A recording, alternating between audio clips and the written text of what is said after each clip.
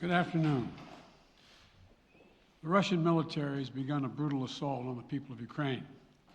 Without provocation, without justification, without necessity, this is a premeditated attack. Vladimir Putin has been planning this for months, as we've been saying all along. He moved more than 175,000 troops, military equipment, and positions along the Ukrainian border. He moved blood supplies into position and built a field hospital, which tells you all you need to know about his intentions all along. He rejected every good faith effort the United States and our allies and partners made to address our mutual security concerns through dialogue to avoid needless conflict and avert human suffering. For weeks, we have been warning that this would happen. And now it's unfolding largely as we predicted. In the past week, we've seen shelling increase in the Donbass, a region in eastern Ukraine controlled by Russian-backed separatists. The Russian government has perpetrated cyber attacks against Ukraine. We saw a staged political theater in Moscow, outlandish and baseless claims that Ukraine was about to invade and launch a war against Russia, that Ukraine was prepared to use chemical weapons, that Ukraine committed a genocide. Without any evidence, we saw a flagrant violation of international law in attempting to unilaterally create two new so-called republics on sovereign Ukrainian territory. And at the very moment that the United Nations Security Council was meeting to stand up for Ukraine's sovereignty, to stave off invasion, Putin declared his war. Within moments, missile strikes began to fall on historic cities across Ukraine. Then came the air raids, followed by tanks and troops rolling in. We've been transparent with the world. We've shared declassified evidence about Russia's plans and cyber attacks and false pretexts so that there could be no confusion or cover-up about what Putin was doing. Putin is the aggressor. Putin chose this war, and now he and his country will bear the consequences. Today, I'm authorizing additional strong sanctions and new limitations on what can be exported to Russia. This is going to impose severe cost on the Russian economy, both immediately and over time. We have purposely designed these sanctions to maximize the long-term impact on Russia and to minimize the impact on the United States and our allies. I want to be clear, the United States is not doing this alone. For months, we've been building a coalition of partners representing well more than half the global economy. 27 members of the European Union, including France, Germany, Italy, as well as the United Kingdom, Canada, Japan, Australia, New Zealand, and many others, to amplify the joint impact of our response. I just spoke with the G7 leaders this morning, and we're in full and total agreement. We will limit Russia's ability to do business in dollars, euros, pounds, and yen to be part of the global economy. We'll limit their ability to do that. We're going to stunt the ability to finance and grow the Russian military. We're going to impose and we're going to impair their ability to compete in high-tech 21st century economy. We've already seen the impact of our actions on Russia's currency and the ruble, which early today hit its weakest level ever in history. The Russia stock market plunged today. The Russian government borrowing rate spiked by over 15%. In today's actions, we've now sanctioned Russian banks that together hold around $1 trillion in assets. We've cut off Russia's largest bank, a bank that holds more than 1/3 of Russia's banking assets by itself, cut it off from the U.S. financial system. And today, we're also blocking 4 more major banks. That means every asset they have in America will be frozen. This includes VTB, the second largest bank in Russia, which has $250 billion in assets. As promised, we're also adding the names to the list of Russian elites and their family members that we're sanctioning as well. As I said on Tuesday, these are people who personally gain from the Kremlin's policies, and they should share in the pain. We will keep up this drumbeat of those designations against corrupt billionaires in the days ahead.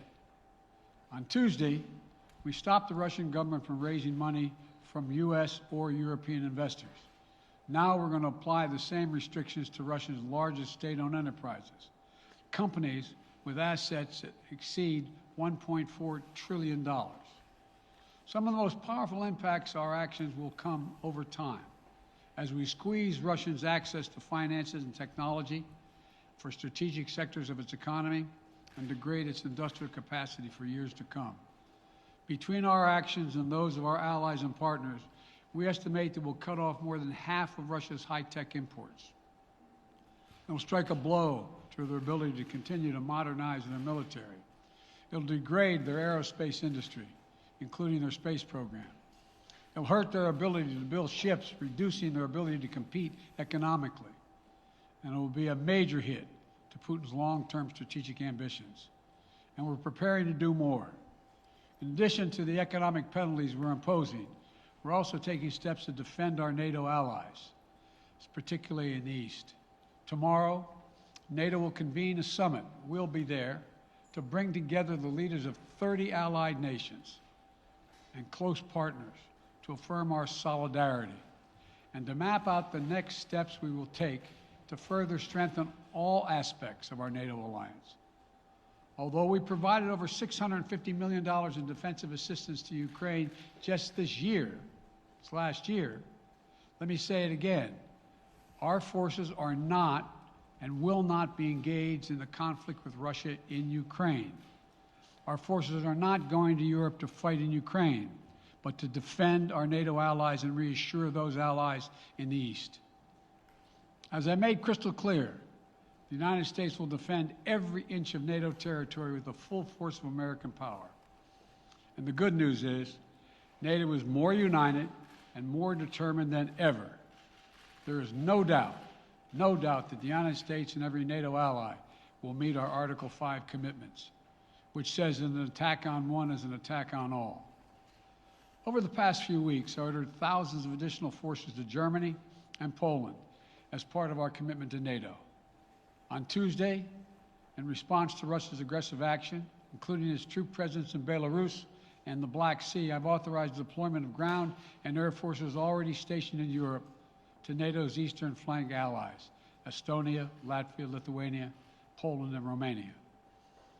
Our allies have also been stepping up, adding the other allies, the rest of NATO, adding their own forces and capabilities to ensure collective defense. And today, within hours of Russia's unleashing its assault, NATO came together and authorized and activated an activation of response plans. This will enable NATO's high readiness forces to deploy and when and where they are needed to protect our NATO allies on the eastern boundaries of Europe. And now I'm authorizing additional U.S. force capabilities to deploy to Germany as part of NATO's response, including some of the U.S.-based forces that the Department of Defense placed on standby weeks ago. I've also spoken with Defense Secretary Austin and Chairman of the Joint Chiefs, General Milley, about preparations for additional moves should they become necessary to protect our NATO allies and support the greatest military alliance in the history of the world, NATO. As we respond, my administration is using the tools, every tool at its disposal to protect American families and businesses from rising prices at the gas pump. You know, we're taking active steps to bring down the cost, and American oil and gas companies should not exploit this moment to hike their prices to raise profits. You know, in our sanctions package, we specifically designed to allow energy payments to continue. We are closely monitoring energy supplies for any disruption. We've been coordinating with major oil-producing and consuming countries toward our common interest to secure global energy supplies. We are actively working with countries around the world to elevate collective release from the strategic petroleum reserves of major energy-consuming countries. And the United States will release additional barrels of oil as conditions warrant. I know this is hard and that Americans are already hurting. I will do everything in my power to limit the pain the American people are feeling at the gas pump. This is critical to me. But this aggression cannot go unanswered. If it did, the consequences for America would be much worse. America stands up to bullies. We stand up for freedom. This is who we are. Let me also repeat the warning I made last week. If Russia pursues cyber attacks against our companies, our critical infrastructure, we are prepared to respond. For months, we've been working closely with the private sector to harden our cyber defenses, sharpen our ability to respond to Russian cyber attacks as well. I spoke last night to President Zelensky of Ukraine, and I assured him that the United States, together with our allies and partners in Europe, will support the Ukrainian people as they defend their country. We'll provide humanitarian relief to ease their suffering. And in the early days of this conflict, Russia propaganda outlets will keep trying to hide the truth and claim success for its military operation against a made-up threat. But history has shown, time and again, how swift gains in territory eventually give way to grinding occupations, acts of mass civil disobedience, and strategic dead ends. The next few weeks and months will be hard on the people of Ukraine. Putin has unleashed a great pain on them, but the Ukrainian people have known 30 years of independence. They have repeatedly shown that they will not tolerate anyone who tries to take their country backwards. This is a dangerous moment for all of Europe, for the freedom around the world. Putin has committed an assault on the very principles that uphold the global peace. But now, the entire world sees clearly what Putin and his Kremlin allies are really all about. This was never about a genuine security concerns on their part. It was always about naked aggression, about Putin's desire for empire by any means necessary, by bullying Russia's neighbors through coercion and corruption, by changing borders by force, and ultimately by choosing a war without a cause. Putin's actions betray his sinister vision for the future of our world, one where nations take what they want by force. But it is a vision that the United States and freedom-loving nations everywhere will oppose with every tool of our considerable power. The United States and our allies and partners will emerge from this stronger, more united, more determined, and more purposeful. And Putin's aggression against Ukraine will end up costing Russia dearly, economically and strategically. We will make sure of that. Putin will be a pariah on the international stage. Any nation that countenances Russia's naked aggression against Ukraine will be stained by association. When the history of this era is written, Putin's choice to make a totally unjustifiable war on Ukraine will have left Russia weaker and the rest of the world stronger. Liberty, democracy, human dignity, these are the forces far more powerful than fear and oppression. They cannot be extinguished by tyrants like Putin and his armies. They cannot be erased by from people's hearts and hopes by any amount of violence and intimidation. They endure. In the contest between democracy and autocracy, between sovereignty and subjugation, make no mistake, freedom will prevail. God bless the people of a free and democratic Ukraine. May God protect our troops. Mr. President. Associated Press, Zeke. Do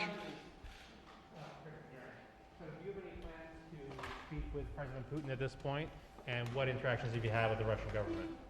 I heard the first part. Do I have any plans to speak with Putin at this point, and what? What communications have you had with the Kremlin as far as military operations in Ukraine and making sure this does not spiral into a larger conflict? Well, it's a large conflict already. The way we're going to ensure it's not going to aspire to a larger conflict is by providing all the forces needed in the Eastern European nations that are members of NATO. NATO is more united than it's ever been, and I have no plans to talk with Putin. Mr. President. Wall Street Journal, Tarina. Mr. President, you didn't mention SWIFT in your sanctions that you announced. Is there a reason why the U.S.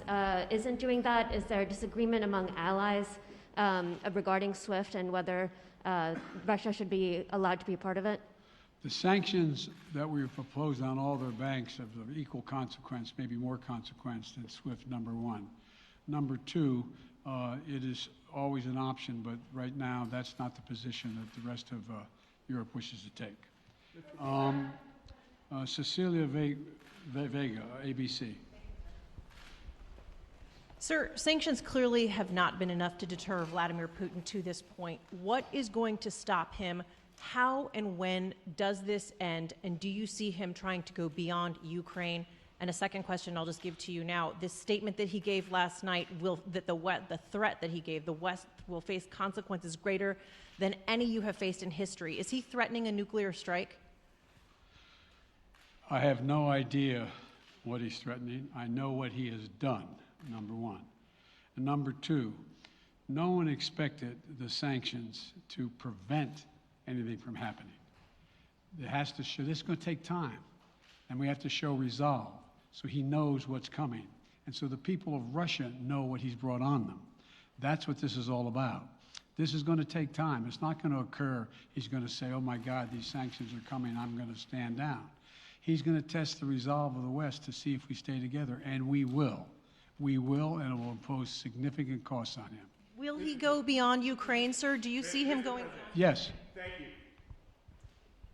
All right, two topics, just really quick. First, markets are down and gas prices are up. I know you always stress the difference between Wall Street and Main Street, but everybody seems to be in for some economic pain. How economically painful is it going to get for people in this country?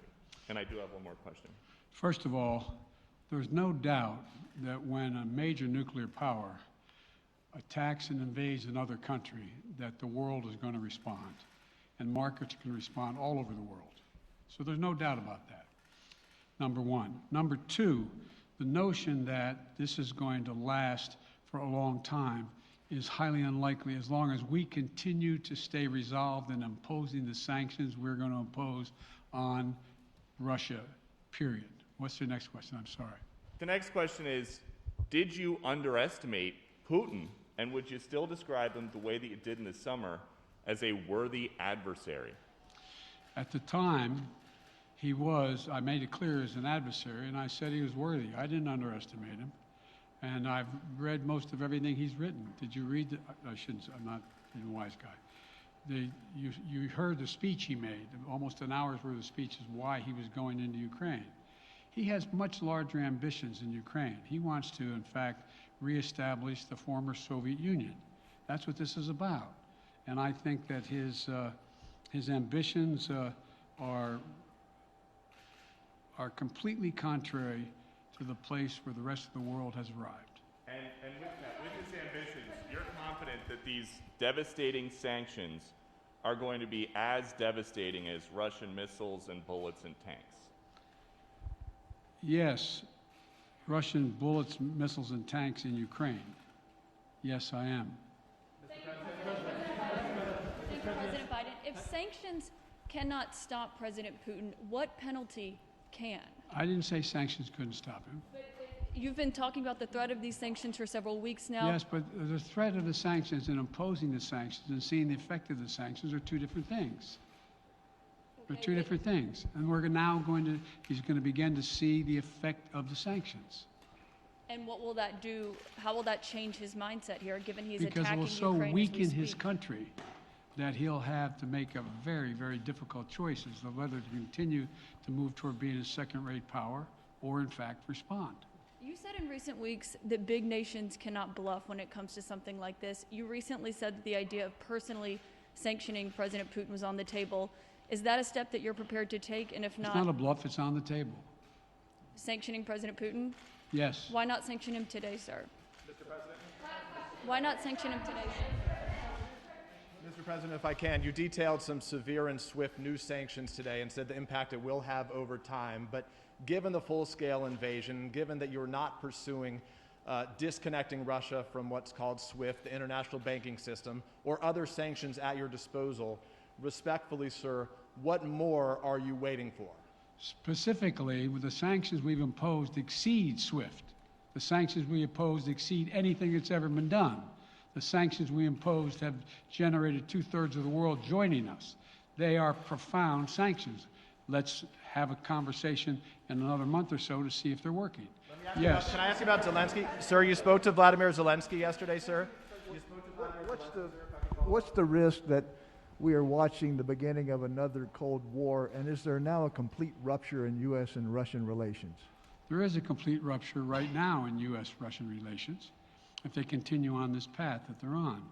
And in terms of a Cold War, that depends. You have the vast majority of the rest of the world in total opposition to what he's doing, from Asia to South America to Europe to around the world. And so it's going to be a cold day for Russia. The idea, you don't see a whole lot of people coming to his defense. And are you, if I could follow up, sir, are you urging China to help isolate Russia? Are you urging China to help isolate Russia? I'm not prepared to comment on that at the moment.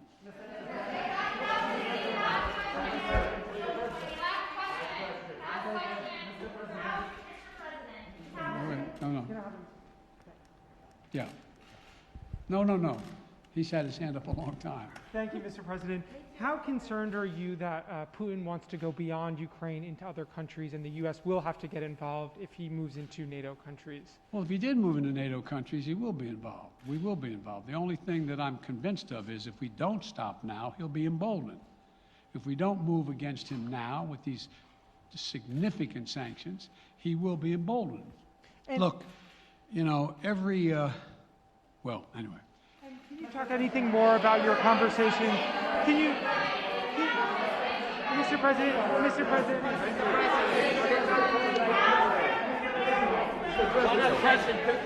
Why not sanction Putin directly today? I'm sorry, I can't hear you. Sir, India, which is a major defense partner of the United States, is India fully with you on the issue of Ukraine and Russia? Does the Defense Department of the United States... Sir, India is one of your major defense partners. Is India fully in sync with United States on Russia? We're in consultation with India today. We haven't resolved that completely. One more question. Okay, thank you all very much. Thank you.